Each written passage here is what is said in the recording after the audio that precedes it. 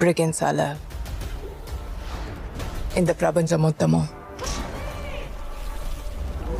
அழிவை மட்டும்தான் பார்த்துருக்கு. ஸோ இந்த படத்தோட ஒரு ஸ்டோரின்னு கேட்டிங்கன்னா, படத்தோட ஸ்டார்டிங்லேயே சூப்பர் கேர்ள் வேற ஒரு கிரகத்துல பார்த்தீங்கன்னா, சாதாரண லைஃப்ப வாழ்ந்துட்டு இருக்காங்க. அவங்களோட 23வது வயசு பர்த்டேவ கொண்டாடுறதுக்காக நெறைய கிரகங்களுக்கு போயிட்டு, அங்க சரக்கு அடிச்சுட்டு ஜாலியா செலிப்ரேட் பண்ணிட்டு இருக்கும்போது, வேற கிரகத்துல ஆயுத வியாபாரம் பண்ணக்கூடிய ஒருத்தர பார்த்தீங்கன்னா, படத்தோட வில்லன் கொடூரமா கொலை பண்ணிடுறான். அந்த குடும்பத்துல இருக்க ஒரு பொண்ணு கண்ணு முன்னாடியே தன் குடும்பத்தையே அவன் கொலை பண்ணனால, அவன எப்படியாச்சும் பழி வாங்கணும்னு சொல்லிட்டு, இப்ப அவங்க சூப்பர் கேர்ள தேடி வராங்க.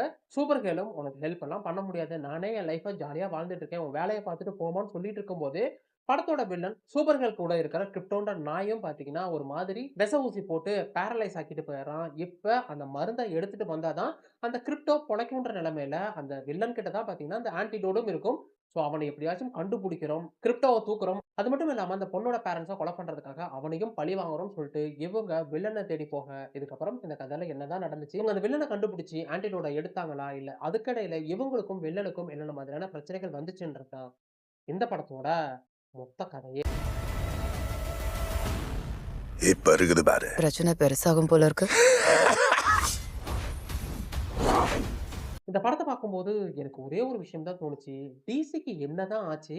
இதுக்கு முன்னாடி வந்த நெறைய டிசி மூவிகள பார்த்திருப்போம். காமிக்ஸா இருக்கட்டும், அனிமேஷன் மூவியா இருக்கட்டும், லைவ் ஆக்ஷனுமே பார்த்தீங்கன்னா, இதுக்கு முன்னாடி குடுத்த படங்கள்லாம் அவ்ளோ தரமா இருக்கும்.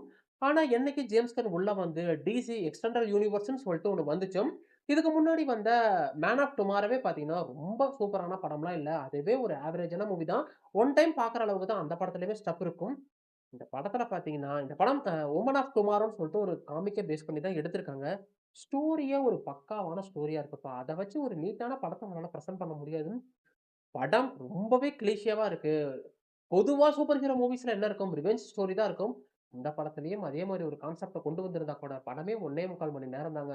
ஆனா, லோபோ வரக்கூடிய சீக்வென்ஸ் எல்லாம் பார்த்தீங்கன்னா, தரமான ஒரு செய்கையா இருக்கும். அவருக்கே மேக்ஸிமம் ஒரு 15 டூ 20 நிமிஷம் சீக்வென்ஸ் இருந்தாலே பெரிய விஷயம். கிரிப்டோவே பார்த்தீங்கன்னா, அந்த அளவுக்கு தான் காட்டுறாங்க.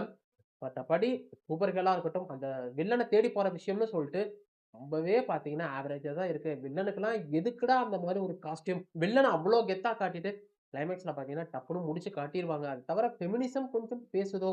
அப்டின்ற ஒரு ஃபீலும் வந்துச்சு. வாய்ப்பு கிடைச்சா அந்த படத்த ஒன் டைமாச்சும் வாட்ச் பண்ணி பாருங்க. எனக்கு ரொம்பவே பிலோ ஆவரேஜா தான் இருக்கு. மொத்தத்துல இந்த சூப்பர் கேர்ள் எப்டி இருக்குன்னு கேட்டீங்கன்னா, இந்த படத்த பார்க்கும்போது டிசிக்கு என்னதான் ஆச்சுன்ற மாரி தான் இருந்துச்சு. இதுக்கு முன்னாடி வந்து லைவ் ஆக்ஷன் மூவியா இருக்கட்டும், இல்ல அனிமேஷன் மூவியா இருக்கட்டும், அந்த அளவுக்கு டிசிய பார்த்தீங்கன்னா, வேற லெவல்ல கொண்டு போயிருப்பாங்க.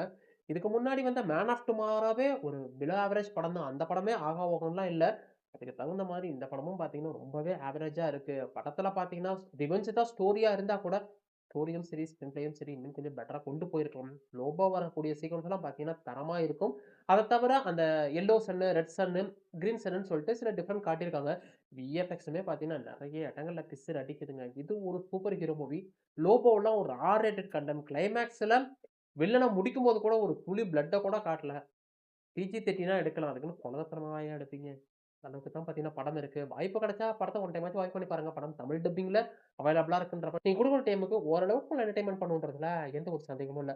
இந்த வீடியோ பிடிச்சதா வீடியோக்கு லைக் குடுத்துருங்க. அப்படியே சப்ஸ்கிரைப் பண்ணாதீங்க. பக்கத்துல இருக்க அந்த பெல் ஐகானை கிளிக் பண்ணீங்க. இன்னொரு வீடியோல பார்க்குறேன். அது வரைக்கும் நம்ம கீப் வாட்சிங், keep supporting, subscribe to movies review Tamil.